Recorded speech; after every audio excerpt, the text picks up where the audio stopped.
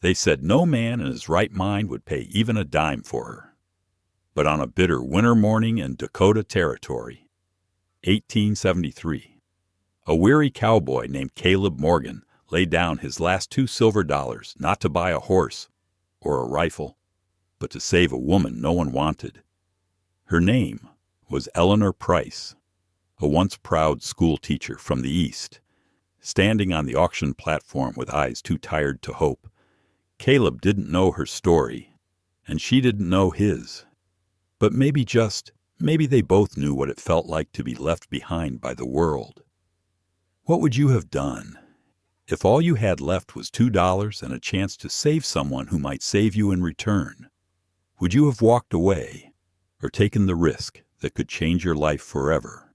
Out here, where the wind never rests and the land forgives nothing, two broken souls are about to learn that love can take root even in the hardest soil. So, settle in by the fire, friend.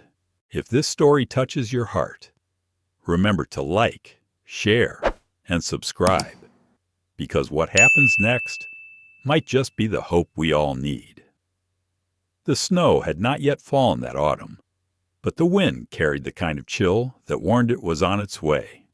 In the raw heart of Wyoming Territory, where the plains rolled endlessly into the gray horizon, the little town of Silver Creek stood like a stubborn prayer against the wind. It wasn't much a string of weathered buildings, a leaning church steeple, and a saloon whose piano played more often than the church bell rang. That morning, the whole town had gathered outside the old freight barn. An auction was being held not for cattle, not for horses, but for something far more fragile, a woman's future. Clara Whitmore stood on the wooden platform in a torn traveling dress, clutching her small valise as though it could still protect her dignity. Her mail-order husband had failed to meet the stagecoach. The agent, a sharp-eyed man named Mr. Delaney, had decided she was a lost investment and offered her up like an unwanted parcel. The crowd laughed a cruel, empty sound that echoed across the cold morning air. $2, someone jeered. That's all she's worth. I reckon no one stepped forward. Men spat tobacco and looked away. The few women present turned their faces, ashamed but powerless. And then, through the murmur of the crowd, came a voice low, tired but steady. I'll pay it. Heads turned.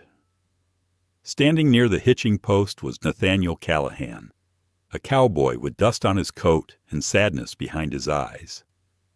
He reached into his pocket and pulled out $2, the last he owned, after a long, hungry summer. He placed them in Delaney's palm without a word.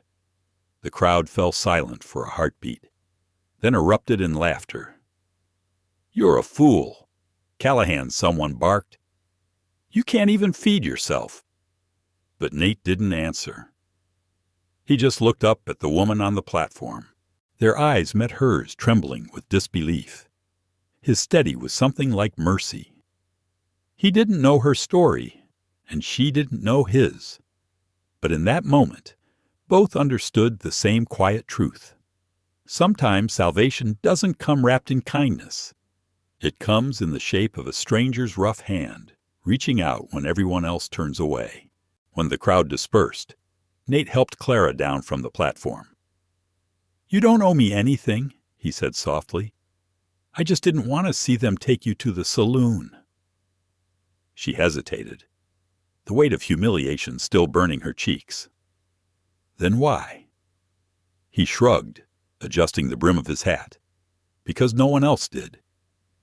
The wind rose, swirling dust around their boots. Clara followed him silently toward his horse, her steps uncertain but grateful. She hadn't realized how deeply the world could wound a person until that morning, and how a simple act of decency could feel like a lifeline thrown across an endless storm. The road out of town was long and empty. The sun dipped behind the hills, setting the sky aflame with copper and gold. Neither spoke much. Nate rode slightly ahead, his shoulders squared against the wind, while Clara held onto her valise and watched the landscape unfold wide, untamed, and filled with a strange kind of promise. When they stopped by a creek to rest the horses, Nate built a small fire. The flames painted his face in flickering orange light, softening the hard lines carved by years of dust and loneliness. "I don't expect gratitude," he said after a while. "Just honesty. I've got a small place cabin, a few head of cattle. It ain't much. You're welcome to stay till you figure where you're headed next."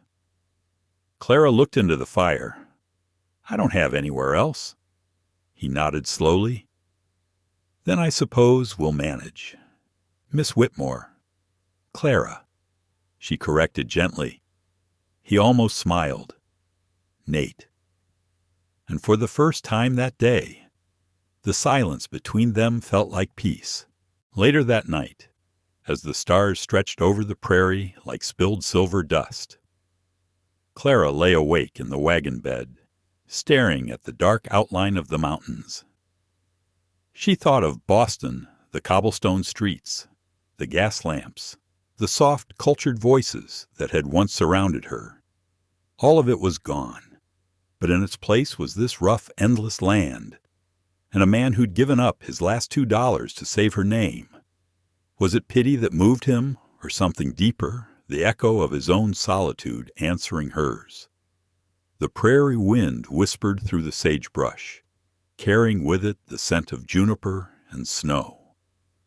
Clara closed her eyes and let it wash over her, not knowing that this journey, one she never chose, was about to change everything. She thought she knew about love, about honor, and about the quiet courage it takes to start again. When dawn broke over the plains, the frost gleamed on the grass like tiny shards of glass. Nate Callahan tightened the saddle on his mare and glanced toward the woman who would soon share his roof, not as a wife of affection, but as a companion of circumstance. Neither of them yet knew that the arrangement made from necessity would one day grow roots far deeper than either dared imagine. The first light of morning spilled across the plains, catching on the frost that clung to every blade of grass. The wind had quieted, and the silence that followed was so complete that even the creak of leather sounded like a confession. Nate Callahan cinched the saddle strap tight, his movements slow, methodical, the kind of careful rhythm a man learns when he's lived too long alone. Clara stood a few yards away, wrapped in Nate's spare blanket. Her breath rose in thin clouds against the cold. She looked at him, this man, who had spent $2 to save her from shame, and wondered if she would ever truly understand why. "We'll reach the ranch by nightfall," Nate said finally, glancing toward the line of distant hills. "It ain't much to look at, but it's dry and warm." She nodded, unsure how to answer. Words felt heavy between them, not from anger, but from the weight of what hadn't yet been spoken. The journey back to his land took the better part of the day. They rode side by side for miles through a country so vast it made them both feel small, the sagebrush rolling in waves, the sky endless and bright. Every now and then, Nate would point out a landmark, an old cottonwood by the river, a line of black rocks where lightning had struck years before. He didn't talk much. Clara didn't press him. But as they rode, she began to sense that his quiet wasn't coldness. It was a kind of discipline, born of solitude and survival. When they stopped to water the horses, Nate poured her a cup of coffee from his tin pot. The steam curled into the crisp air, smelling faintly of smoke and dust. "I should be clear about something," he said at last. "What I did back there that wasn't about charity, or any other kind of promise. I just couldn't stand to see them treat you that way." Clara looked into her cup, her hands trembling slightly from the chill. "I understand. I don't need a wife," he continued quietly. "Not in the usual sense. What I do need is someone who can keep the place running. Cook, tend the garden, mend what needs mending. I'll give you a roof, food, safety. That's all I can offer." She studied his face, the steady jaw, the rough stubble, the eyes that looked at her without pity. There was honesty in his words, and something else, respect, maybe, though he didn't name it.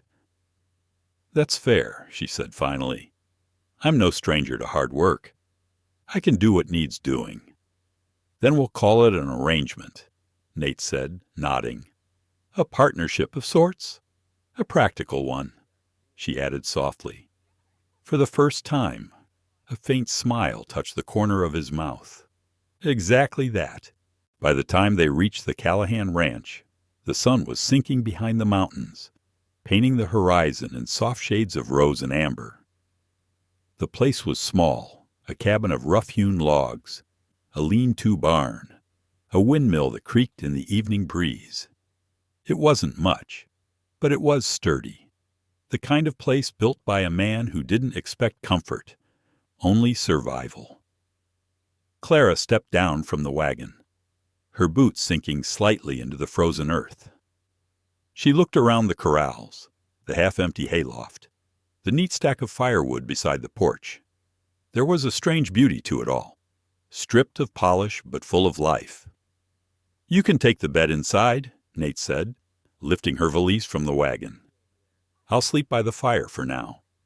She wanted to protest, but the firmness in his tone told her not to. So she simply nodded and followed him inside. The cabin smelled of pine resin and smoke. A table stood by the window, its surface worn smooth by years of use. On the shelf above the hearth sat a single photograph, a woman's face, faded and soft with age.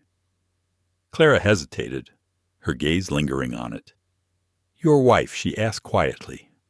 "My sister," he replied, his voice distant. "She passed some years ago." The fire popped in the grate, filling the silence that followed. Clara turned away, understanding without needing to ask more. Over the next few days, their routine fell into a quiet rhythm. Nate worked the cattle, repaired fences, and checked the water lines.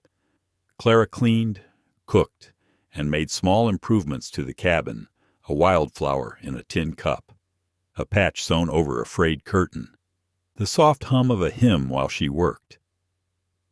It wasn't love, not yet, but there was a kind of peace in the way they moved around each other, each learning the boundaries of the other's silence. One afternoon, while mending a torn shirt at the table, Clara glanced out the window. Nate was splitting wood near the barn, his coat thrown off, the muscles in his arms moving with the steady rhythm of someone who'd spent a lifetime fighting the land and learning to live with it. For the first time, she saw not just a man hardened by work, but one softened by decency, a man who had chosen mercy when no one else did. A quiet warmth stirred in her chest, and she looked down quickly, as if caught in some private thought. That evening, as they ate by lamplight, Nate spoke again. "You sure you're all right with this?" he asked, his tone careful. "The work, the quiet, it ain't much of a life." Clara set down her fork. "I had a life once back east. I thought it was everything I wanted. Turns out, it was only borrowed comfort. This," she glanced around the small cabin, "this feels more real." He nodded slowly, and though he didn't say it, he felt the same. Two souls who had lost almost everything, finding in each other not salvation, but something gentler, understanding. As the first snow began to fall over Silver Creek, Clara lit the lantern by the window and watched the light flicker against the cold glass. Somewhere out in the dark, Nate was still tending the cattle, his figure a lone shadow moving through the storm. And in that small, fragile glow, she realized that what had started as a bargain of necessity was quietly becoming the beginning of a home. By the third evening, the horizon opened wide, and pale before them a sweep of grassland fading into a distant line of pines. The wind had grown sharper, carrying the scent of snow and the quiet hum of crows settling for the night. Nate slowed his horse as the trail turned into a faint path of wagon ruts. "We're close now," he said, nodding toward a dark rise in the distance. Clara followed his gaze. Against the dimming light stood a cabin, small, weathered, but upright, a lone square of humanity set against miles of nothing. It wasn't much, she thought, but it was his, and tonight it would be theirs. The wind tugged at her shawl as she stepped down from the wagon. Her boots sank into the hard ground, still cold from the frost that never truly left this land. A few cattle grazed near the corral, thin and restless. The barn leaned slightly, one door hanging loose on a rusted hinge. Nate unhitched the horses and led them toward the trough. "Ain't pretty," he said with a faint smile, "but it keeps the rain out." Clara looked around the wooden fence half mended, the smokehouse empty, a few tools stacked neatly under the porch. It was a place built by endurance, not by ease. "How many acres?" she asked quietly. He paused, a bit surprised. 200 leased from the county. 150 head once. Though now, I reckon, it's 20-odd left. She nodded thoughtfully, her eyes scanning the pasture with the assessing calm of someone who'd once managed a classroom. Not a ranch, yet somehow understood order and diligence all the same. "The soil looks tired," she said softly, "but the grass by the creek's still thick. You could rotate the herd there for winter, keep them fed till thaw." Nate turned to her, startled not by her words but by the surety in her tone. "You know cattle," no, she said, a small smile lifting her lips. "But I know patience, and I've spent weeks reading about frontier life on the Stagecoach West. It helps to know what might keep you alive." For a moment, he just looked at her, the city woman with dirt on her hem and a steadiness he hadn't expected. Something in his chest shifted then, quiet and unfamiliar. Hope, maybe, or the memory of it. Inside the cabin, the air smelled of pine sap and old smoke. Clara set her valise by the door and took in the simple space. A stove, a single bed, shelves lined with a few tin dishes, and a faded quilt folded at the foot of the frame. Nate stoked the fire until it caught. "You can take the bed," he said. "I'll bunk in the barn till I build another frame." She shook her head gently.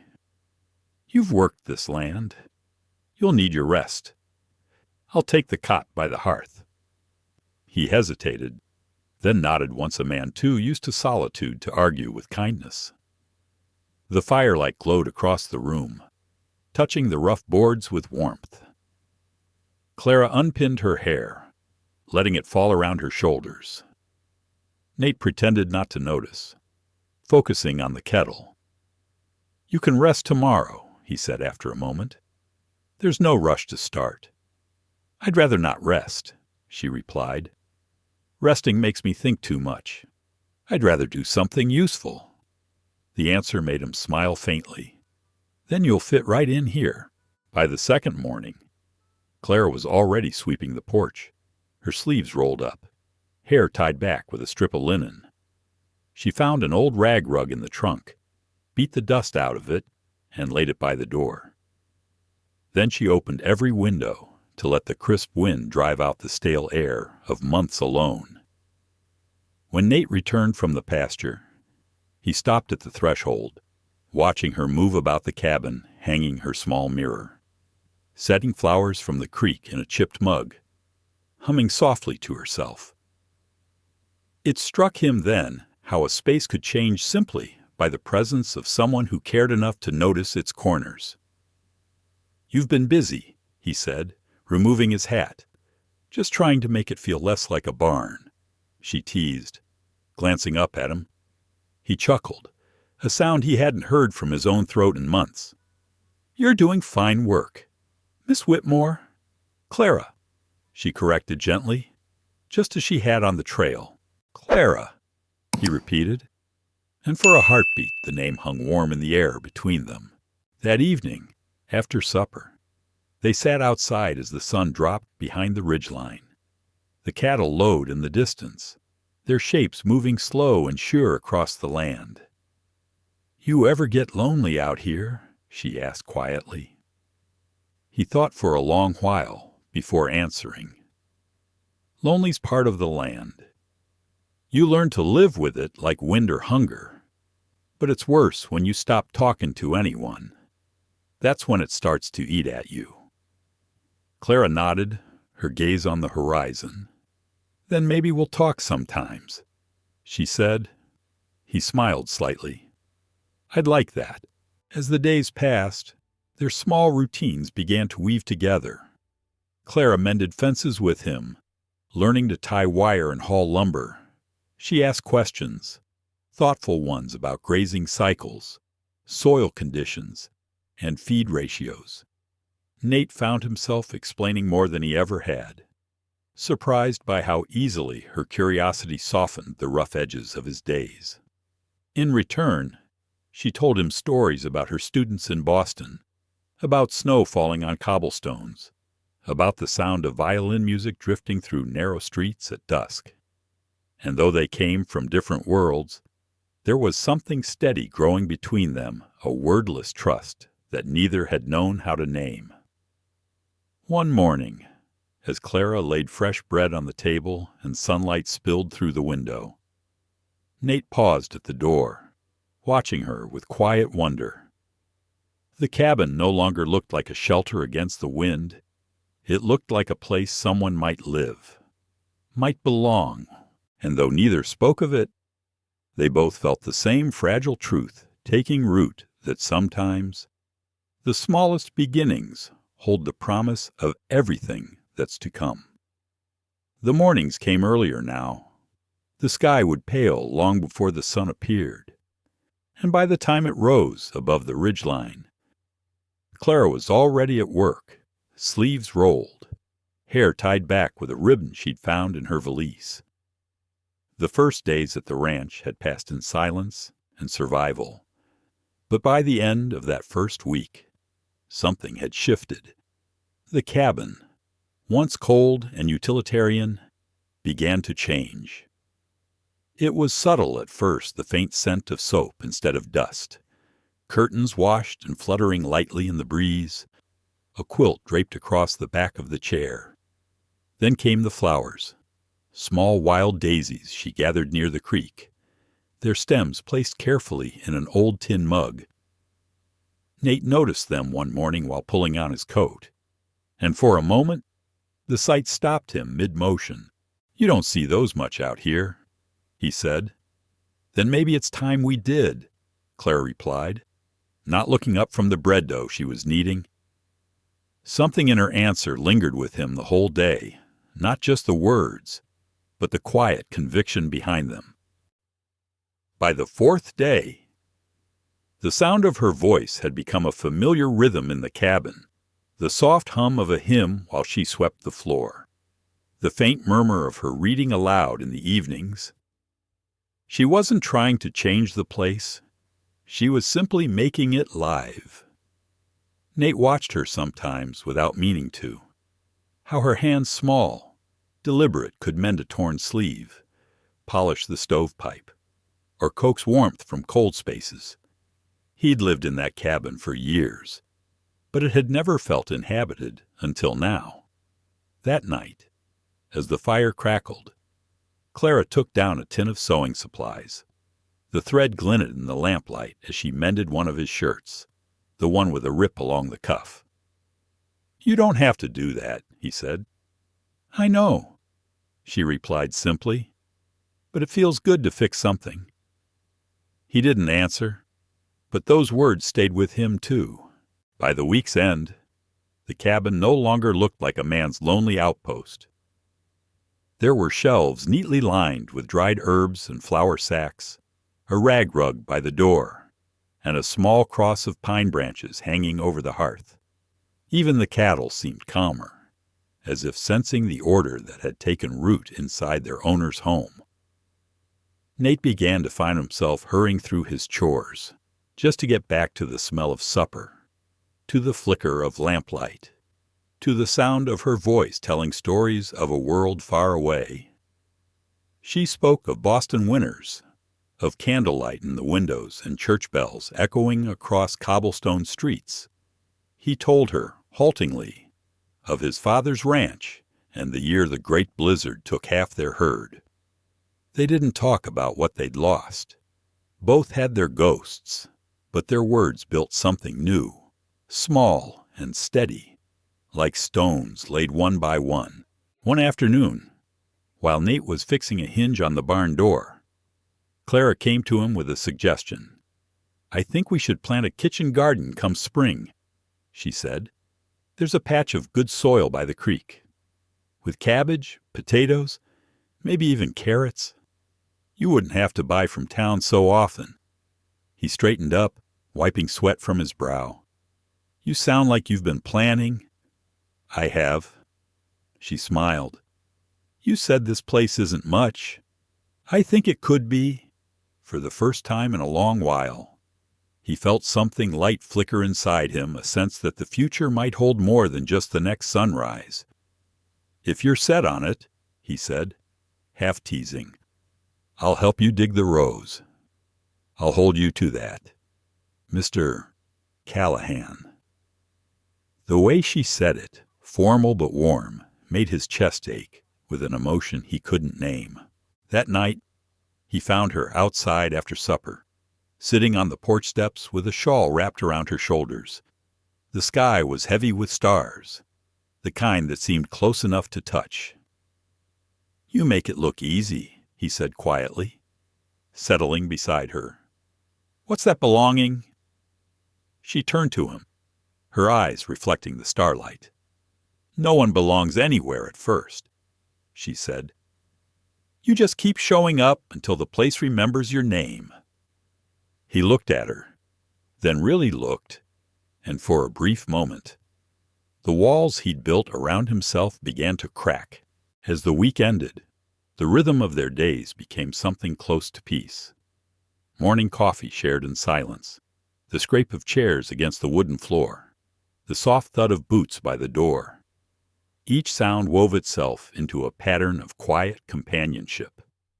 It wasn't love, not yet, not in the way stories tell it. It was steadier than that. It was the small comfort of knowing that when he came in from the fields, someone would be there. And for her, it was the knowledge that she could stand on this wild, untamed land and still bring gentleness to it.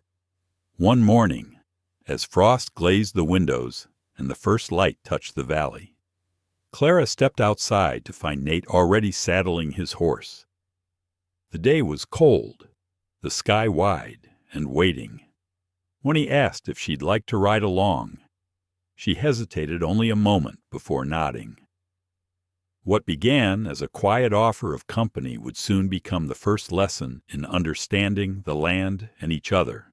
The wind that morning came down from the northern ridge, crisp and dry, carrying with it the scent of pine and earth.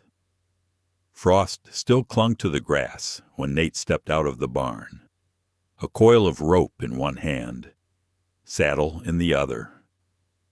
He looked toward the cabin and saw Clara already outside, standing near the fence, the hem of her skirt brushing against the early snow. She had traded her muslin dress for a work shirt tucked into a wool skirt, her hair tied back beneath a scarf. When she turned toward him, there was a quiet resolve in her eyes. "You're heading out to check the herd," she said. "That's right," Nate replied, tightening the cinch on his mare. "Then I'm coming with you." He stopped mid-motion, half amused. It's a long ride, and cold. Not fit for a woman, she finished, arching a brow, or for someone untested.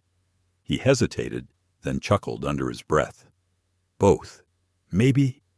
Then it's time you let me prove you wrong." Before he could protest again, she took hold of the rail and swung herself up onto the smaller horse. Dusty, a gentle roan with a calm eye and steady gait. Nate had planned to keep that one for errands into town, but now, seeing her settle into the saddle like she'd been born there, he thought better of his assumptions. "You've ridden before," he said, adjusting his hat. "In Boston's riding clubs," she answered. "Not quite the same, I imagine." "Not quite," he said, but the corner of his mouth lifted in a rare smile. They rode side by side across the open plain, the sun rising behind them, burning the frost into silver mist. The land stretched endless and quiet brown hills, sagebrush, the shimmer of a creek far off in the distance. Clara had never seen so much space in all her life.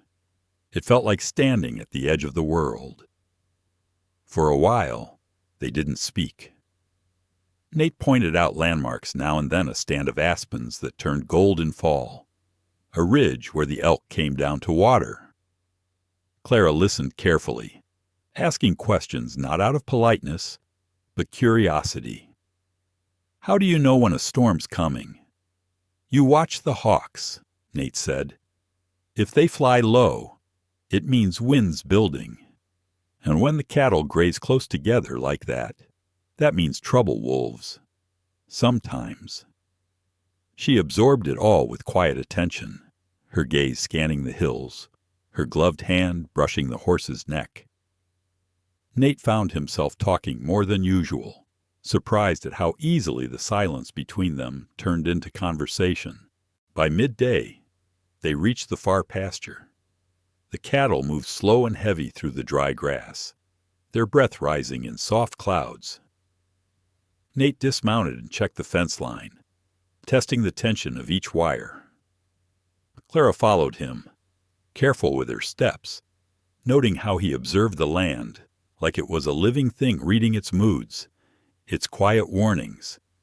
Then, near the stream, she stopped short.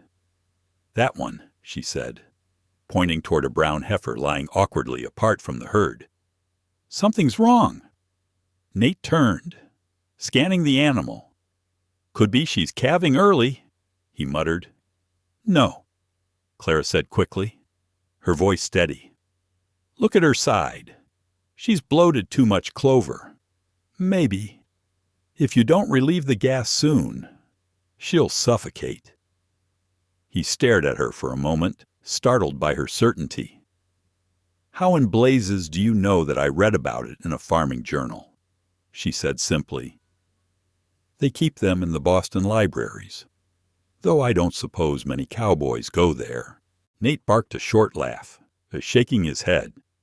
"No, ma'am, I reckon not." She crouched beside the heifer, speaking softly to calm the creature, while Nate fetched his knife and a hollow reed used for draining air from swollen cattle. Working together, they eased the animal to her side. Clara steadied the head, while Nate made a small incision. A long hiss of trapped air escaped, and the cow's sides began to settle. When it was done, they both sat back in the cold grass, their hands trembling not from fear, but relief. "You just saved me $50 worth of beef," Nate said after a moment. "I'll settle for a thank you," she replied with a small smile. "Then thank you, Miss Whitmore." "Clara," she reminded him again, her eyes catching the sunlight. "Clara," he said quietly. And the way he spoke, it made it sound like something sacred. As they rode back toward the ranch that afternoon, the air turned softer, warmer, carrying the smell of thawing earth. The horses moved at an easy pace, hooves crunching through dry grass. "You've a good head for this kind of life," Nate said finally. "Most folks from the East don't last long out here. Maybe I've nothing left to go back to," she said gently. "When there's only forward, you learn how to walk the land beneath you." He nodded, understanding more than he could say. There was a steadiness to her, a quiet strength that drew him in, not in the way of romance, but like light finding its way through a window long boarded up. That evening, as the sun dropped behind the hills, Nate took off his hat and set it on the porch rail. Clara was inside, stirring a pot of stew that smelled of sage and onion. He looked through the doorway and saw her humming softly, the firelight playing across her face. He thought of how she'd spoken to that heifer, patient and calm, how her hands had steadied his without hesitation. In all his years working the range, he'd never met a woman who understood the rhythm of survival the way she did, not through muscle, but through grace. For the first time in a long while, he felt something ease in his chest, a quiet kind of gratitude, like the thaw after a hard winter. That night, as the fire burned low and the wind whispered through the cracks of the cabin walls, Clara began to talk, not about fences or cattle, but about the life she'd left behind. Boston, she said softly, had its own kind of wilderness only there. The Dangers wore polished shoes and smiled. Nate listened without interruption, realizing that the woman who had learned his land so quickly carried scars from another kind of frontier, one made of heartbreak and loss. That night, the prairie lay still beneath a blanket of stars. The wind, which had howled all afternoon across the plains, had quieted into a low hum, the kind that seeps through the walls and keeps a person company in the silence. Nate sat by the fire, his boots beside him, a book open but unread in his hands. Across from him, Clara stirred the embers with a poker, the firelight glinting in her hair. For a long while, neither spoke.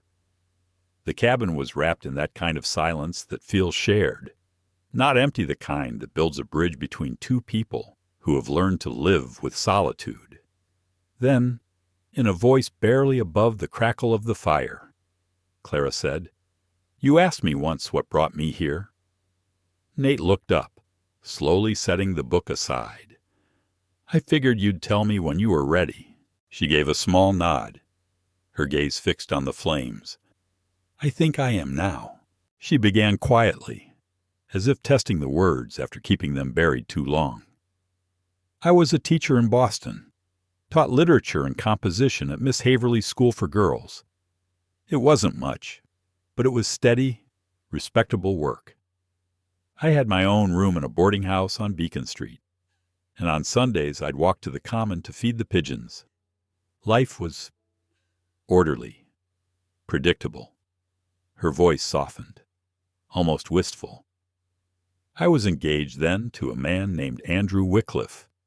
His family owned half the rail lines along the coast. He said he loved my mind.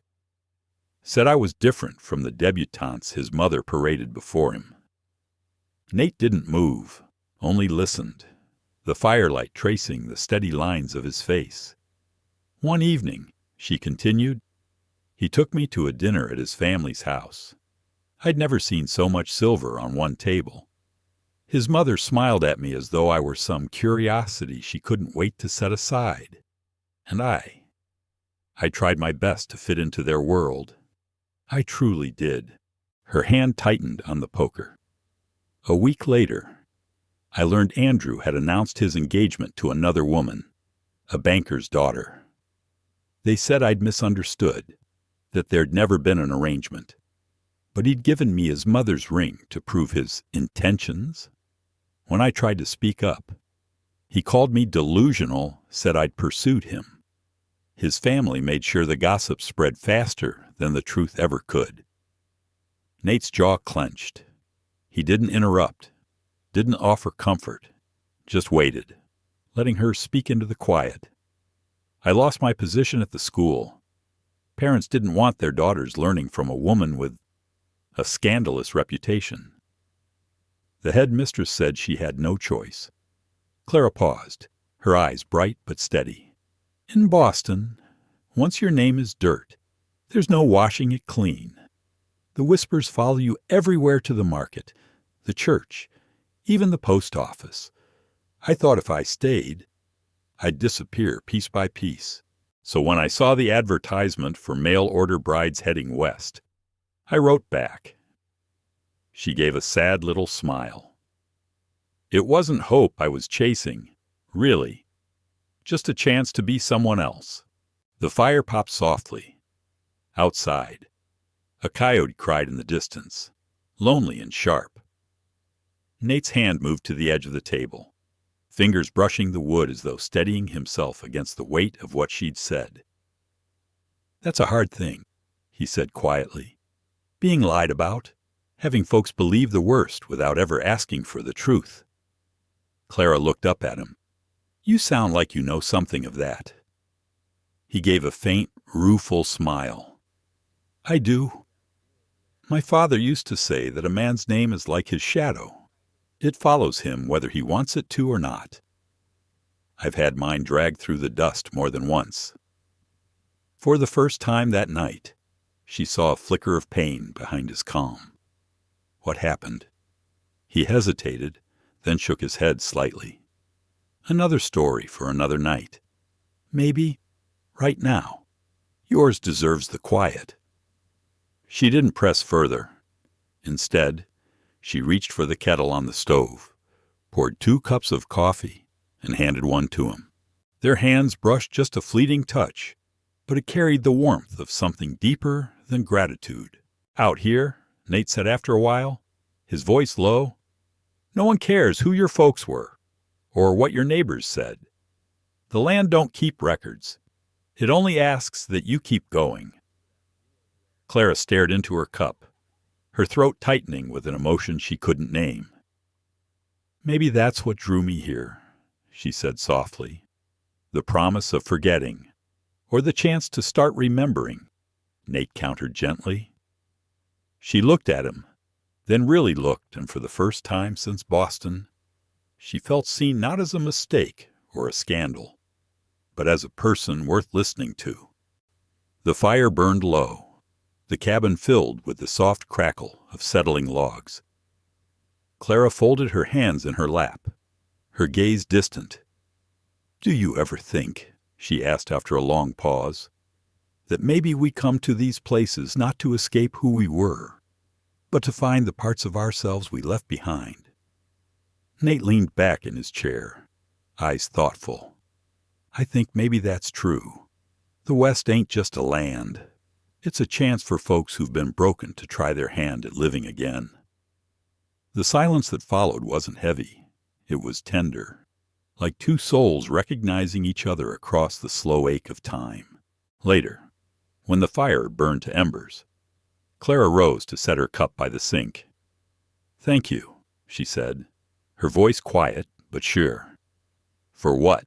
"For listening."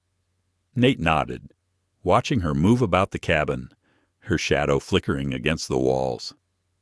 "Seems to me," he said, "you've been listening to this land since the day you got here. Maybe now is time it starts listening back."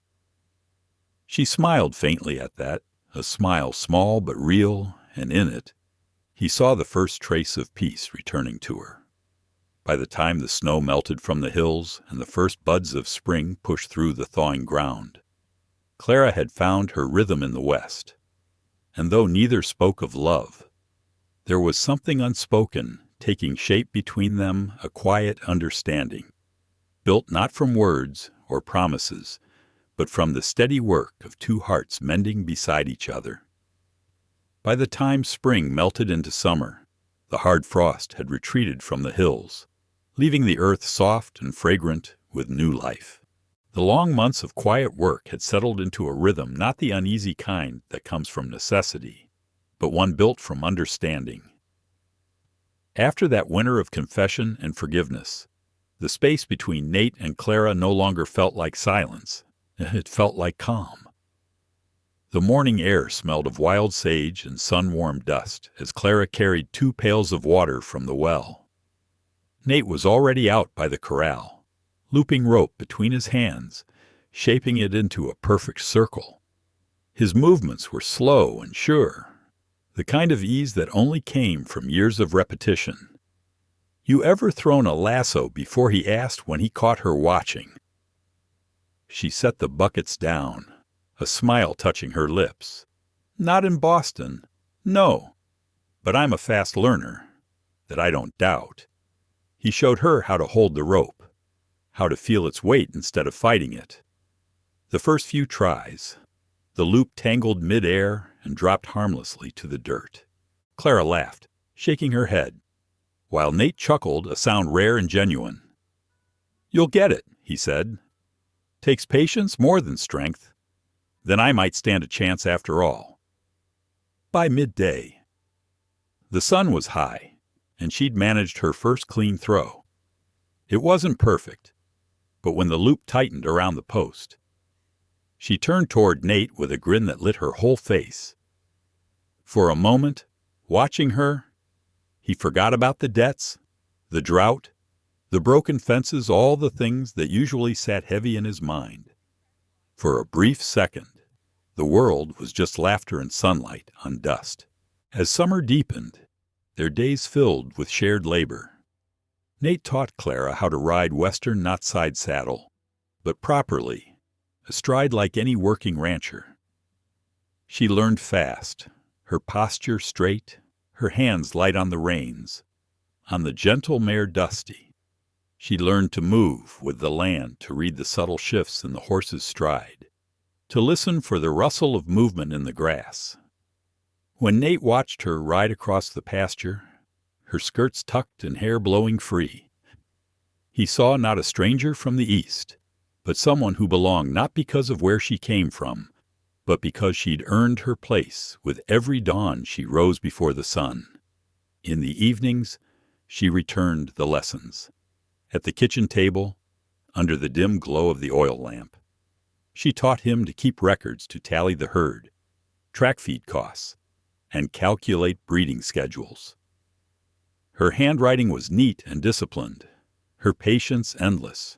"You know," he said one night, leaning over the ledger, "I always figured math was a thing for bankers and politicians.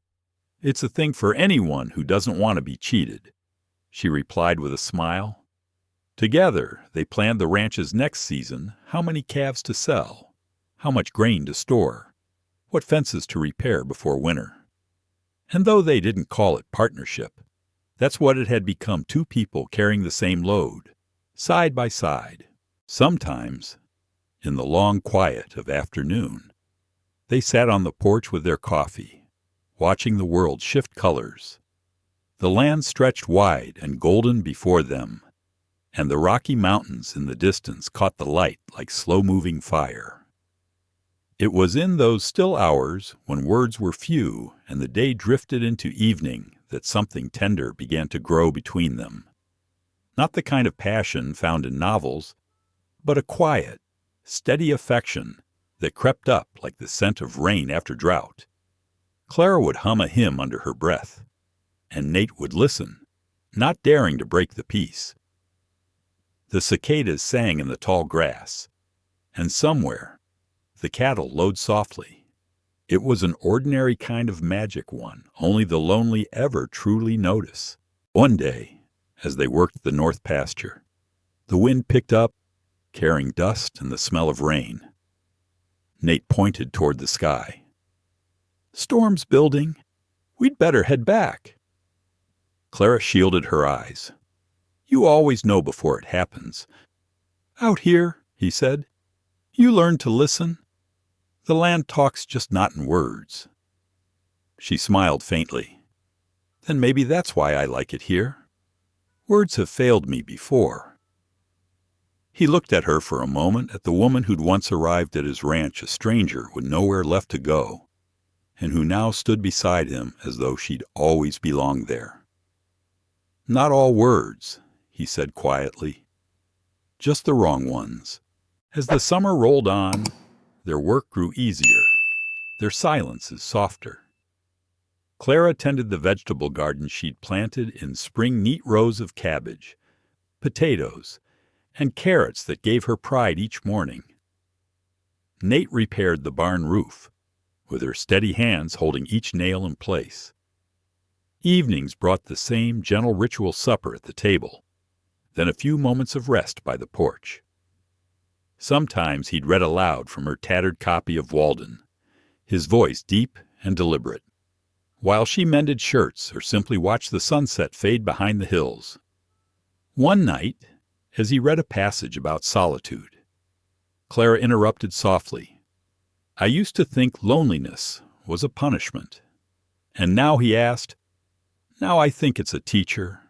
It makes you notice the small things that matter, the sound of wind, the warmth of a hand, the way a man's voice softens when he starts to trust again." Nate closed the book, his gaze lingering on her. "I think maybe you're right." And though neither said more, the truth of it hung in the air between them like the lingering warmth of the day. By late August, the fields had turned amber and the nights grew cooler.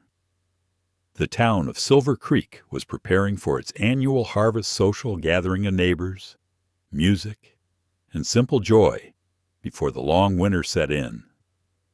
When Nate mentioned it over breakfast, Clara hesitated only a moment before saying she'd go. Neither of them knew that what awaited in town would test the quiet bond they'd built under the wide Wyoming sky.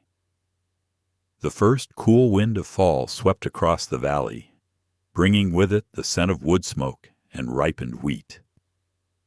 The days had grown shorter, but the light, that slow, golden western light, lingered just long enough to make the evenings feel eternal. The town of Silver Creek was buzzing with preparations for its annual harvest social, a night when ranchers, farmers, and townsfolk set aside their burdens to dance, eat, and remember that life could still be joyful, even here at the edge of civilization. Nate mentioned it one morning over coffee. "The social's this Saturday," he said, glancing at her over the rim of his cup. "They hold it at the schoolhouse. There'll be music, pie, and more gossip than anyone rightly needs." Clara smiled softly. "And you plan to go?" He hesitated. "Haven't gone in years. But I thought maybe you'd like to." She looked up from the loaf of bread she was slicing, surprised. "You mean us?" "Reckon that's what I mean," he said, a shy half-grin touching his face. Something in the way he said it made her heart lift, not from the invitation itself, but from the quiet care behind it. By Saturday evening, the sun had already dipped behind the hills, leaving the horizon painted in shades of rose and gold. Clara wore the one good dress she owned, the soft blue calico she'd mended herself. Nate had brushed his coat and polished his boots till they shone like dark glass. They rode the wagon into town beneath a sky heavy with stars. Silver Creek looked almost festive that night, lanterns strung across the street, the faint sound of fiddle music drifting from the schoolhouse windows. Horses stamped in the cold outside, while voices and laughter spilled from the open door. Clara hesitated on the threshold, feeling the weight of curious eyes. It wasn't hard to sense the whispers. She caught the tilt of a woman's head, the murmur that's the Boston lady, the one Callahan brought back. Nate, sensing her discomfort, offered his arm. "They'll talk," he said quietly. "Well, let 'em. It's what folks do when they've got too much time and not enough kindness." She nodded, lifting her chin. "Then I'll give them something worth talking about." Inside, the warmth of the room wrapped around her like a blanket. Lanterns hung from the rafters, and the walls were strung with dried flowers and colored paper. The smell of baked apples and coffee filled the air. A band of 3 men in vests played fiddle and banjo near the chalkboard. Before Clara could retreat to a corner, a woman approached with a bright smile. Tall, kind-eyed, wearing a shawl of soft gray wool. "You must be Mrs. Callahan," she said warmly. "I'm Sarah Miller. My husband's the town doctor. We've heard Nate speak well of you." Clara blinked in surprise. Sarah laughed lightly. "Don't look so astonished, dear. He doesn't say much, but when he does, people listen." The tension in Clara's shoulders eased. Sarah's kindness was steady, without the edge of curiosity most women carried. She introduced Clara to a few others, the blacksmith's wife, a pair of school teachers, and Mrs. Doe Abernathy, who ran the Ladies' Aid Society. "We meet every Wednesday to sew quilts and plan socials." Sarah said, "You should come. We could use another pair of clever hands." "I'd like that," Clara said sincerely. As the evening went on, Nate joined a few ranchers near the punch table.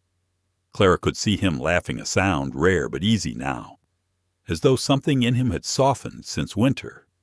Every so often, his gaze drifted back to her across the room, quiet and protective. A young girl, no more than 12, tugged at Clara's sleeve. "Ma'am, would you help us with our reading table? Miss Porter says you used to be a teacher." Clara blinked. "Who told you that, Mr. Callahan?" the girl said simply.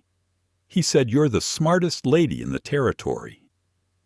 The word startled her, stirring something deep in her chest, a warmth she hadn't felt since Boston, before her name had been ruined and her world undone. She followed the child to a small corner where a few books lay stacked beside a slate. Miss Porter, the town school teacher, greeted her with a handshake. "If you're willing, I could use a hand. The older boys need lessons in arithmetic, and I can't manage all of them alone. I'd be glad to help," Clara said without hesitation. "Once a week, perhaps."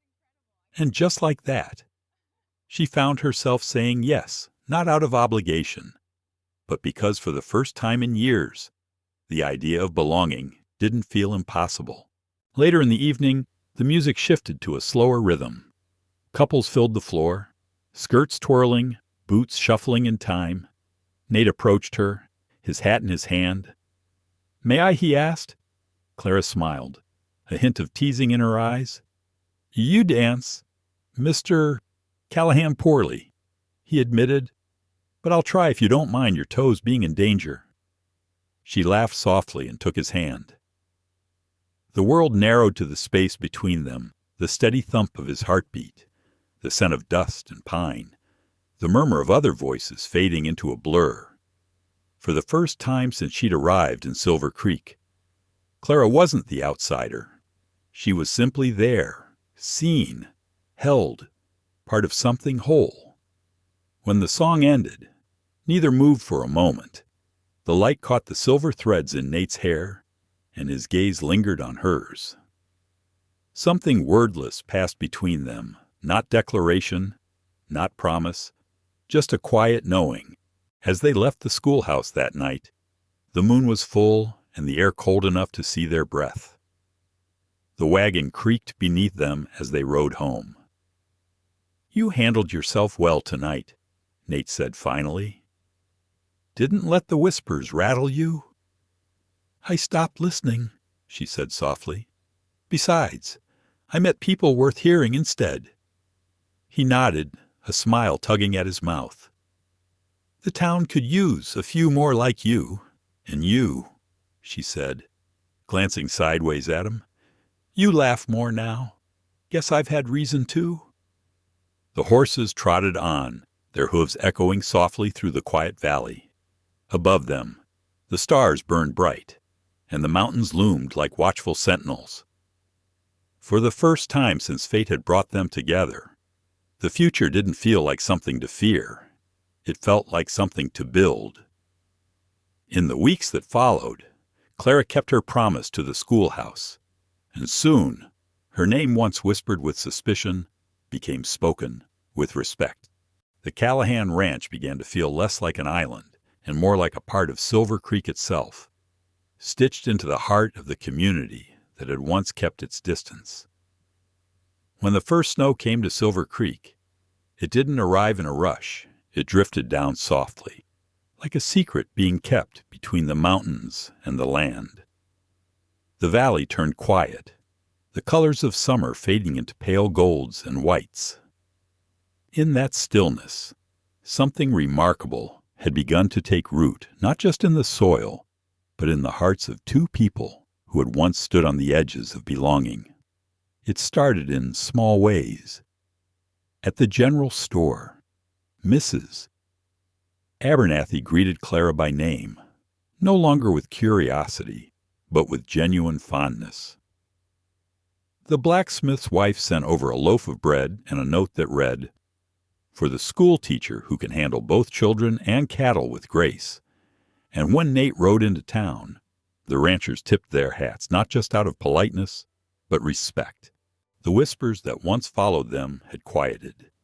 In their place came nods, smiles, and the slow acceptance that in a land where everyone carried scars of one kind or another, there was no room left for judging how someone found their way back to life.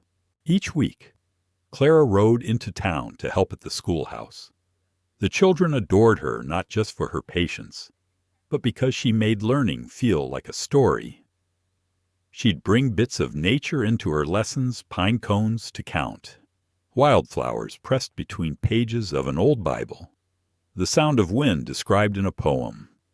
Miss Porter, the young teacher, often said, "You have a gift for turning the ordinary into wonder." Clara would smile modestly. Perhaps wonder is just another word for paying attention. The townsfolk noticed the difference. Children went home quoting her words. Parents stopped her in the street to thank her. One mother said, "You've given my boy back his confidence. That's worth more than gold." And though Clara never sought praise, it touched her because for the first time since Boston, her name carried kindness again. Nate, meanwhile, had earned his own measure of respect. He'd always been known as a hard worker, but now folks spoke of him differently. They said, "Callahan's not the same man he used to be." They meant it kindly. He helped mend fences for widowed neighbors, took in a stray colt that had wandered from another ranch, and brought supplies to the Miller family when their wagon axle broke in a storm. When asked why he went out of his way, he simply said, "Someone once helped me when I didn't deserve it. Seems fair to pass it along." There was something steady about him now, as if Clara's presence had filled the empty spaces he'd carried for years. At the winter church social, Reverend Thompson spoke of gratitude, not the loud kind that comes with celebration, but the quiet kind that grows from hardship. After the sermon, people gathered for coffee and pie. Clara helped serve, her laughter mingling with the hum of conversation. Sarah Miller leaned over and whispered, "You know, you've done something to this town." "What do you mean?" Clara asked. "You've softened it," Sarah said simply. "Before you came, everyone was just surviving. Now they're remembering what it feels like to care." Clara's eyes stung a little, though she blinked it away. "I think the town was already good," she said. "It just needed a reason to show it." When the nights grew longer and the snow piled high, Silver Creek seemed to shrink into itself, a cluster of lamplights glowing through the dark. Yet life went on. Nate and Clara spent evenings by the fire, sharing small stories of their days, the stubborn heifer that wouldn't stay in the pen, the boy who'd finally learned his sums, the faint hope that spring would come early this year. Sometimes Nate would read aloud from the Bible, his voice slow and deep, stopping now and then to reflect.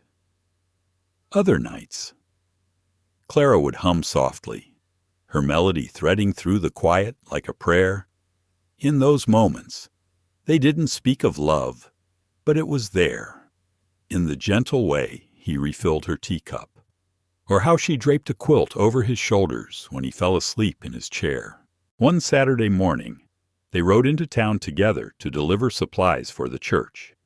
The road wound through snow-dusted hills, the sun casting long shadows over the land.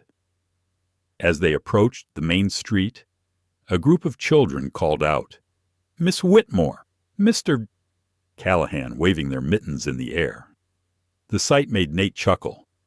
"Looks like you've become something of a celebrity," he said. "Nonsense," Claire replied. "They're just being polite." "No," he said, his tone quiet but sure. "They're proud. Of you. Of us." She turned to look at him, the winter light soft on his face. "Then maybe," she said, "we're finally where we belong."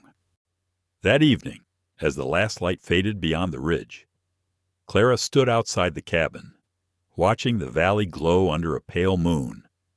The wind moved gently through the pines, carrying with it the distant echo of laughter from the town. Nate came to stand beside her, his hand brushing hers. "Cold night," he murmured. "It doesn't feel that way," she said. "Not anymore." He looked out over the land, their land, and nodded slowly. "You made this place a home." She smiled. We both did. For a long moment, they stood together in silence, their breath mingling in the cold air, watching as the snow caught the moonlight like silver dust. But peace, in the frontier, never lasted long. Just as the winter began to loosen its grip, a man rode into Silver Creek with sharp eyes and a smile that didn't reach his heart, a man with money, ambition, and a claim that would soon test everything Nate and Clara had built together. Spring came late that year. The thaw crept down from the mountains, turning the creeks to silver ribbons and the meadows into patches of soft, waking green. For the first time in months, the land seemed at peace, the fences mended, the cattle healthy, the Callahan ranch steady and alive. Nate and Clara worked side by side each morning, their movements wordless but full of quiet understanding. But peace, in the West, had a way of drawing attention, especially from those who mistook gentleness for weakness. It was on one of those new spring mornings, when the earth still smelled of thawing frost, that James Weston rode up the hill. His arrival broke the calm like a crow's cry. 3 horses, 2 hired men, dust swirling around them. Weston wore his wealth the way others wore scars, a fine hat, polished boots, and a confidence that seemed born from never having been told no. Nate spotted him first, his hand stilling on the gate latch. "That's trouble," he muttered. Clara followed his gaze, shading her eyes. "You know him?" she asked. "Know of him," Nate said. "Owns half the valley east of the river. Been buying up land faster than a grass fire." The riders stopped at the fence line. Weston tipped his hat, smiling like a man who'd already decided how the day would end. "Callahan," he greeted, voice smooth as oil. "Fine piece of ground you've got here. Fertile, close to water, good grazing. Must have been hard work keeping it going." Nate nodded warily. "Hard work's the only kind worth doing." "I can make it easier for you," Weston said. "I'm looking to expand my range. How about I take this land off your hands' generous price? Mind you, and you save yourself a heap of worry." Nate didn't hesitate. "Not for sale." Weston's smile faltered. "Just a touch. You might want to think twice. Friend, times get lean out here. Be ashamed to see good folks struggle when there's a way out." "We manage fine," Nate said evenly. "Do you?" Weston's gaze slid past him, landing on Clara. "And your wife, she's from back east. Isn't she pretty thing? Can't imagine she's fond of this hard life." Clara met his eyes, her voice calm but sharp as glass. "You imagine wrong. Mr. Weston." For a moment, the air between them tightened, that brittle kind of silence that carries more threat than any shouted word. Then Weston tipped his hat again, all false courtesy. "Well," he said, Offers don't stay open forever. He turned his horse, spurred it lightly, and rode off down the road, leaving only the churned mud behind. That night, as the wind moaned against the cabin walls, Clara sat by the fire, staring into the flames. "There's something in his eyes," she said quietly. "Not anger calculation. He's not used to being refused." Nate poured 2 cups of coffee, set one by her hand. "He's not the first man to think money buys everything. But I won't sell. Not this land. He won't stop with an offer," Clara said. "I've seen men like him before back east. When they can't buy something, they find ways to break it." Nate looked up. "What do you mean?" She took a breath. "Sarah Miller told me what happened to the Abernathys last fall. Their well went dry overnight. No sign of drought, just sabotage. A month later, Weston bought their place for half what it was worth." Nate's eyes hardened. "And no one proved it. In towns like this, people whisper, but no one dares accuse a man with influence." He leaned back, jaw tightening. "Then we'll just have to be careful. I won't let him near what's ours." Clara reached across the table, resting her hand lightly over his. "I don't doubt you'll fight him, Nate, but promise me you'll be smart about it. He's the kind of man who hides behind others' mistakes." "I'll promise that," he said, after a long pause. In the days that followed, the signs came slowly, a gate left open when Nate swore he'd closed it. Cattle spooked for no reason. A section of fence cut in the night. The hired hands from Weston's ranch passed by too often, too casually.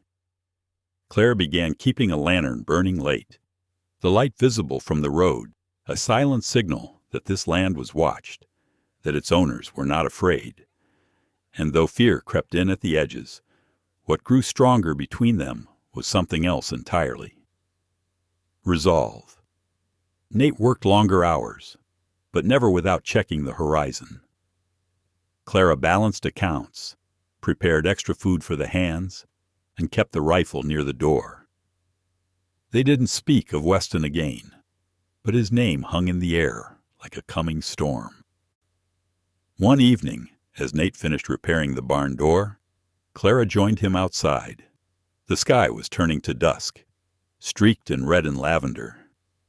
"You think he'll come back?" she asked. "Men like Weston always do," he said. "They can't stand to lose. Then we'll be ready." He turned toward her, the fading light soft against her face. "I don't want this place to change you. Clara, you deserve peace, not fights with men who can't see worth past their own pockets." "Peace isn't given, Nate," she said quietly. "It's built like everything else out here, and sometimes you have to defend it."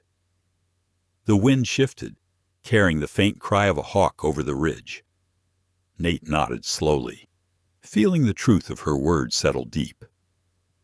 "Then we'll defend it together." Through that uneasy spring and into the first heat of summer, life on the ranch carried on.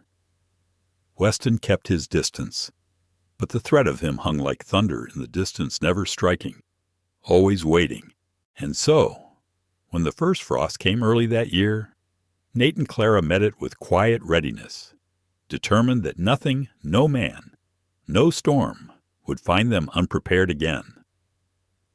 The first snow came early that year, silent, deliberate, and heavier than anyone expected. It fell through the night and into the morning, blanketing the hills in white and leaving the fences half buried, the world muffled beneath its weight. Nate stood on the porch at dawn, coffee steaming in his hands, and watched the land disappear under winter's quiet claim. Inside, the fire crackled steadily. Clara sat at the table, wrapped in a wool shawl, a pencil in hand, her eyes moving over the ledger with the same calm precision she brought to everything. Her breath fogged faintly in the chill air.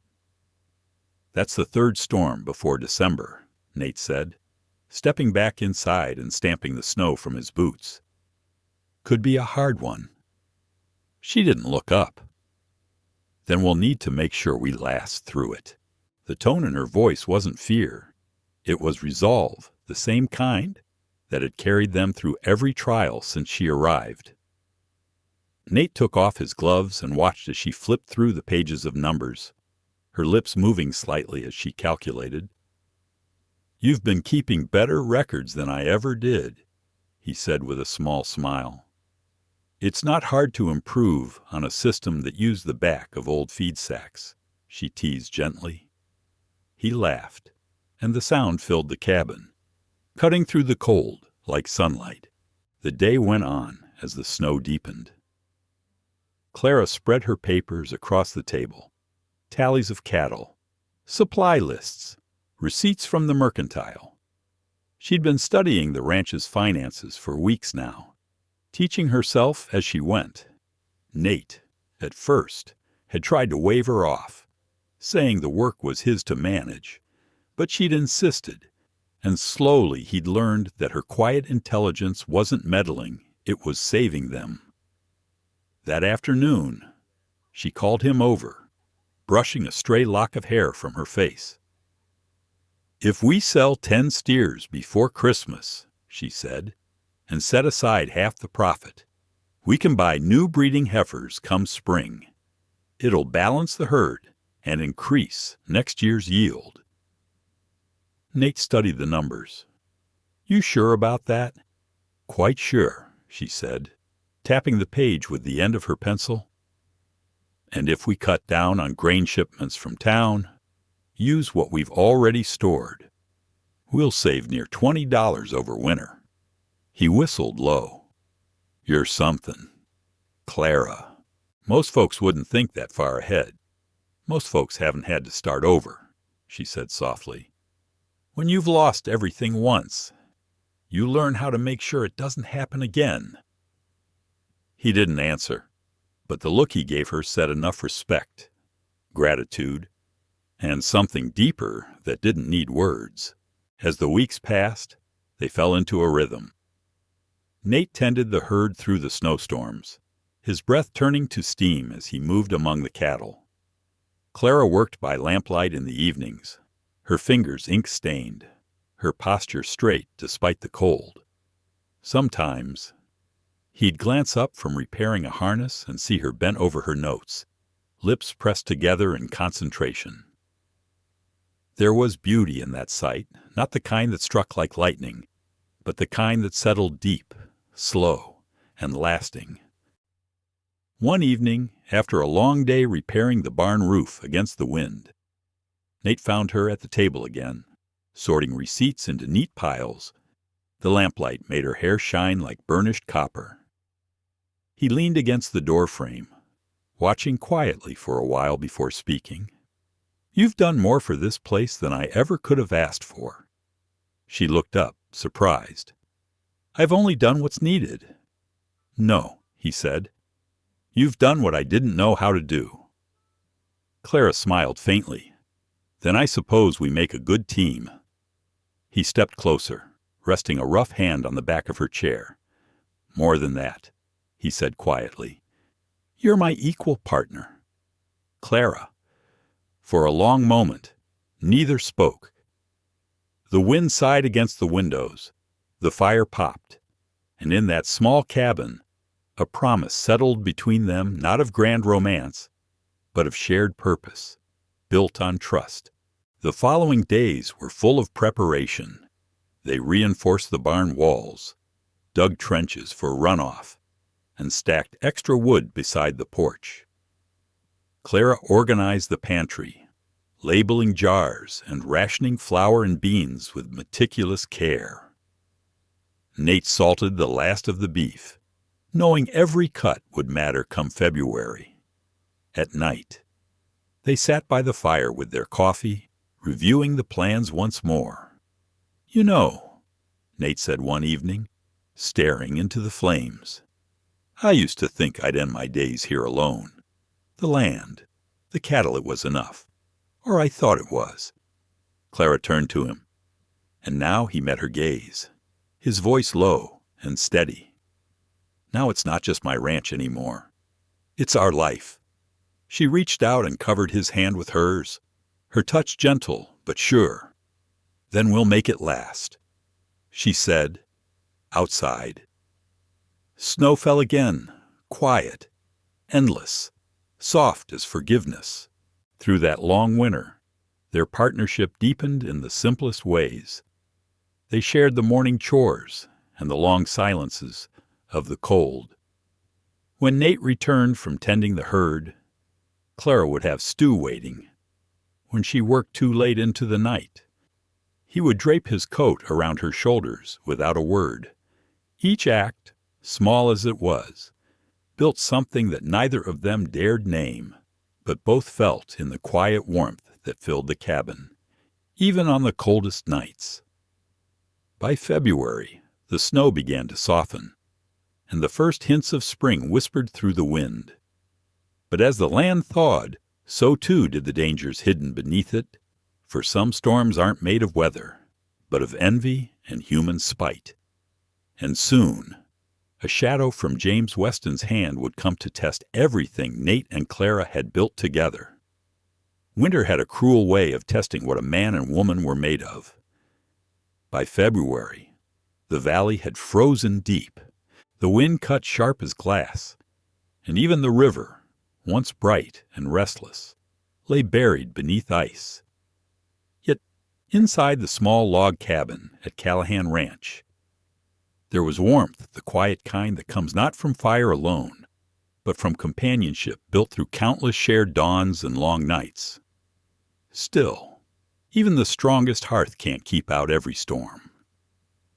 It was near midnight when Nate woke to the sound of something wrong, a faint, hollow clang that carried through the wind. At first, he thought it might have been a loose shutter.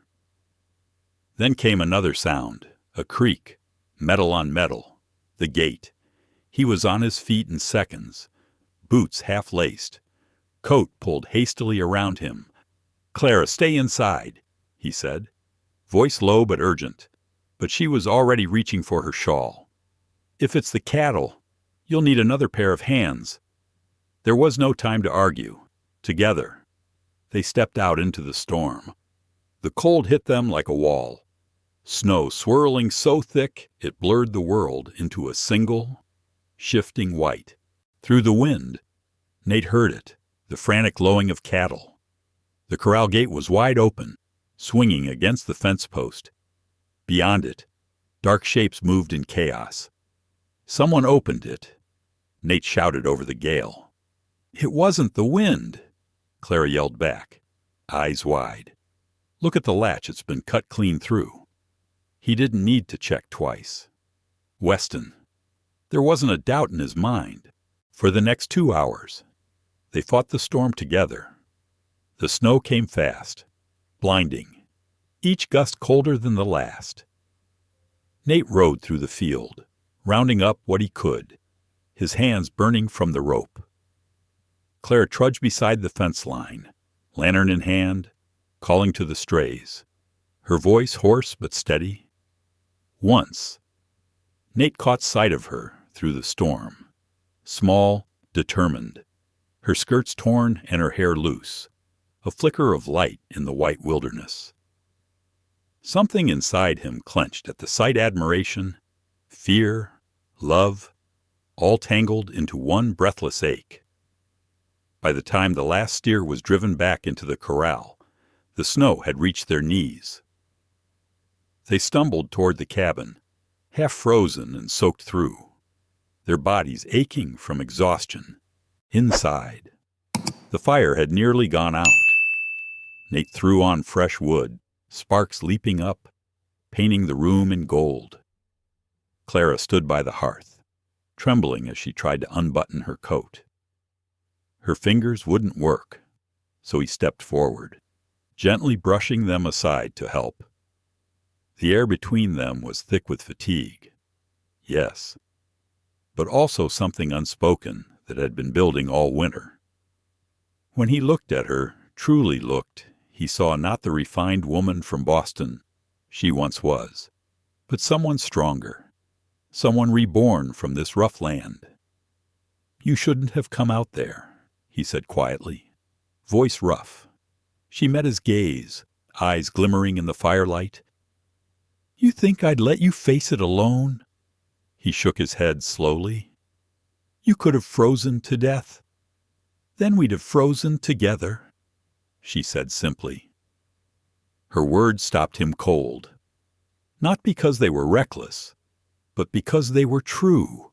They sat before the fire, wrapped in blankets, the room silent except for the wind outside. Nate rubbed his hands together, staring into the flames. "Weston did this," he said finally. "He's trying to drive us out, one way or another." Clara's voice came soft. "Steady. Then we'll stand our ground, like we always have." He looked at her, searching her face. "You'd fight for this. For me, for us," she said. "For what we've built. For what's right." Her voice trembled, not from fear, but from conviction. He felt it, that same fire he'd seen in her the day she'd arrived. He reached out, his hand closing gently over hers. Her skin was cold, but her pulse beat steady beneath his touch. "Clara," he began, but couldn't finish. She turned toward him, the flicker of the fire catching in her eyes. "We'll defend it together," she whispered. The words lingered in the air, not as a vow made out of duty, but one born of love. Something shifted then, as quiet and unstoppable as the changing tide. He lifted her hand to his lips, and for a heartbeat, she didn't move. Then she leaned closer, her breath mingling with his. The kiss wasn't hurried or desperate. It was slow, deliberate, the kind of kiss that came after months of silence and shared struggle, when two hearts finally recognized the same rhythm in each other. When they parted, neither spoke. There was nothing left to say. The storm still howled outside, but within those walls, there was warmth enough to outlast it. Later, when the fire burned low, Nate traced the curve of her hand with his thumb. "I don't know when it happened," he said softly. "When you became more than just my partner." She smiled faintly, resting her head against his shoulder. "Maybe it was always there," she murmured. "We just had to fight a storm to see it." Outside, the wind began to die down. The silence that followed wasn't empty. It was full of everything they had endured, everything they had become. When dawn came, the storm had passed, leaving behind drifts of snow and a field of hoofprints leading toward the hills. Nate followed them only far enough to know the truth. Weston's men had been there. But instead of anger, what he felt was something steadier, resolve. Whatever came next, he and Clara would face it not as two people bound by circumstance, but as one heart forged by fire and winter. Spring didn't arrive in Silver Creek Valley. It crept in, shy and uncertain, like a promise whispered after a long silence. The snow melted slow, gathering in clear rivulets that traced the land's worn lines, feeding the thirsty earth that had waited all winter.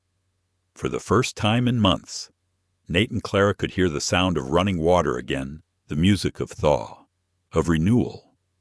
The fences reappeared from beneath their white burial. The cattle, lean but alive, began to graze again on patches of stubborn grass. And in the soft light of those mornings, something else was thawing too, something between them. The memory of that storm, the night the corral gate was cut, lingered like smoke. They never spoke of it directly, yet it hung in the quiet between them, shaping every glance, every touch. Since then, Nate had changed in small ways. He was gentler, slower to anger, quicker to listen. And Clara, she'd found in him a kind of steadiness she hadn't known she needed. The partnership they had built through hardship was no longer just a matter of survival. It was a life shared, chosen, and slowly filling with something sacred. One morning, as the sun broke over the hills, Nate saddled his horse and called to her. "Ride with me." Clara looked up from the porch, her hands dusted with flour from kneading bread. "Where to nowhere in particular," he said, smiling. "Just thought we might see what spring looks like this year." She wiped her hands, fetched her shawl, and followed. The air still held a chill, but the scent of thawed soil carried the warmth of promise.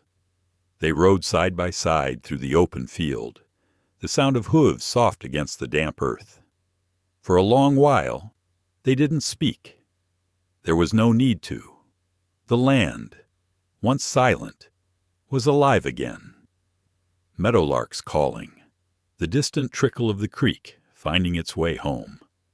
When they reached the ridge above the valley, Clara drew in her breath. The horizon stretched wide and unbroken, golden with light. "It looks different," she said softly. "It always does. Come spring," Nate replied. "The land remembers how to live again." He turned to her, his face lit by the sun. "Maybe we do, too." They stopped there for a long time, letting the wind move through them. Finally, Nate dismounted and reached into his coat pocket. He didn't kneel. That wasn't his way. But when he faced her, there was a stillness in his eyes she hadn't seen before. "Clara," he began, voice low, almost uncertain. "I've spent most of my life thinking love was something that happened to other people. The kind of thing you read in books or see in towns. Not out here where the wind never stops and the work never ends." He looked down for a moment, thumb brushing the worn leather of his gloves. "But I was wrong, because somewhere between the storms and the fences and the long winters I started needing you. Not just here," he tapped his chest, "but everywhere. You've been the quiet in my noise, the reason I wake before dawn." Clara's breath caught, but she didn't move. He stepped closer, voice steady now. "I love you, Clara Whitmore. I don't want a contract or an arrangement anymore. I want a marriage, a real one. If you'll have me for a heartbeat." There was only the sound of wind through the grass. Clara looked at him, this man who had once been little more than a stranger with $2 and a weary soul. She thought of Boston, of everything she had lost and realized, with a kind of calm clarity that what she'd found here was worth far more. She smiled, not the polite smile she'd worn in another life, but something deeper. "You know," she said softly, "when I left Boston, I thought I was running away. But maybe I was just heading toward you." He tried to speak, but she lifted a hand, stopping him. "I choose this," she said. "Not because I have to, or because life left me nowhere else to go. I choose us freely, and every day that comes after." Nate swallowed hard, his eyes bright in the sunlight. Then, without a word, he pulled her close, holding her like the world itself might slip away if he didn't. The wind rose, carrying the scent of sage and melting snow, the earth beginning again. Just as they were, that evening, back at the cabin, the light fell golden through the window. Nate sat at the table, polishing his old wedding band, the one that had belonged to his father. It was simple, nothing more than a loop of silver worn smooth by years of work. Clara watched him, then reached for the band, her fingers brushing his. "It's beautiful," she said. "It's plain," he corrected softly, "but it's honest, like us." He took her hand and slid it onto her finger. "No preacher needed to make it true," he murmured. "You're my wife, Clara. Always have been. I just didn't know enough to say it." Later, as they sat by the fire, she leaned against his shoulder. "Outside, The thawing wind whispered through the grass, a soft hymn of renewal. "You ever think," she said, half smiling, "that maybe we were meant to find each other?" Nate thought for a long moment. "No," he said finally. "I think we chose to." Years later, when their children asked how it all began, Clara would smile and say it wasn't fate that brought them together, but choice two hearts stubborn enough to believe that love could grow in even the hardest soil. And every spring, as the wildflowers bloomed along Silver Creek, Nate would remember that morning on the ridge when the land and his heart both learned how to begin again. The years have a way of softening even the hardest edges the land. The heart, the memory of old struggles. More than a decade had passed since that morning on the ridge when Nate Callahan asked Clara to choose him, not out of need, but out of love. Now, the Callahan Ranch stretched wide and golden under the Wyoming sun, its fences mended, its barns solid, its fields heavy with the weight of good years and hard work. The winters were still long, the storms still came, but they came to a home now, not just a cabin. The laughter of children carried through the valley where, once, only the wind had spoken. Hope Elizabeth Callahan was 10, wild-haired and bright-eyed, her mother's wit and her father's stubbornness shining in equal measure. Thomas Whitmore Callahan, 6, followed her everywhere with a stick for a horse and dreams big enough to fill the sky. And through it all, Nate and Clara had grown not older in the way years count, but steadier, like the roots of a cottonwood tree by the creek that had learned how to hold fast through every flood. It was a Sunday in late autumn when Reverend Samuel Thomas came riding up the hill, his Bible tucked under one arm, his gray beard lifted by the wind. He was the same man who'd baptized half the town, buried the rest, and once, long ago, had watched Nate and Clara's quiet vows with a knowing smile. That morning, he'd come not for a sermon, but for a renewal. The church in Silver Creek had been rebuilt after a storm 3 years prior. Small, whitewashed, with a bell that rang clear through the valley. The pews were full that day, filled with faces both new and familiar ranchers, merchants, wives who once whispered gossip and now brought casseroles to Clara after Sunday service. Even James Weston's name had faded to dust, the way all tempests eventually do. As the Callahans stood before the altar, Clara's hand in Nate's, the Reverend smiled warmly. "I remember," he said, "when these two came to town. Folks called them foolish, said love and a patch of land couldn't build a life in this wild country." A few chuckles rose from the crowd, soft and fond. "But time," Reverend Thomas continued, "has proven what faith and heart can do, not faith in miracles, but in one another." He opened his Bible, his voice carrying steady through the small church. Renewing vows is not about reliving the past. It's about remembering why you began and promising again to keep choosing, day after day. Nate's thumb brushed over Clara's hand, the same way it had in their first winter together, when the fire barely kept the cold at bay. His voice was low, but every word clear. "I've built fences, barns, and miles of road, but nothing I ever made matters more than the life we built together. You're still my partner, my equal, and my reason." Clara's eyes glistened. She took a slow breath. "We've seen seasons rise and fall," she said, "and I've learned that love isn't a story that ends. It's one that keeps being written. In the small things, a mended shirt, a warm meal, a hand held through the night. You are my home. Nathaniel Callahan, always." The Reverend smiled, voice gentle. "Then by the grace of God and the will of your hearts, I pronounce these vows renewed." Applause rippled softly through the congregation. Hope clapped loudest, her face beaming with pride. That evening, after supper, the house was quiet again. The children were asleep. Outside, the harvest moon hung large and low over the prairie, turning the field silver. Nate sat by the fire, polishing something small in his hands. When Clara came in, he looked up, a faint smile playing on his lips. "You remember those $2 silver?" he asked. She laughed lightly. "I remember you spending your last ones on a foolish girl no one else wanted."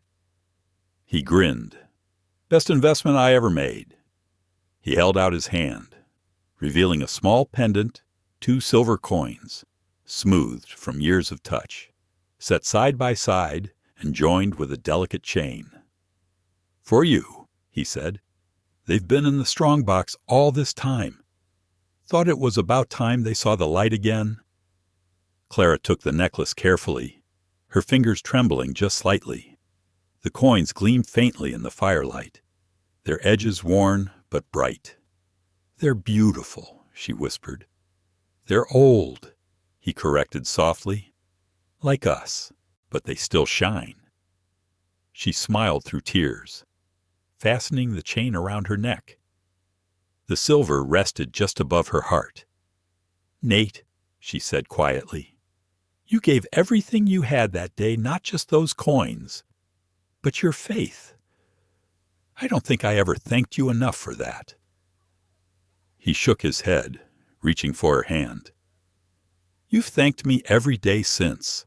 Years later, when the children were grown and the ranch passed into their care, Hope would often see her mother standing at the porch in the evenings, fingers brushing the necklace absent-mindedly as she watched the sunset over Silver Creek.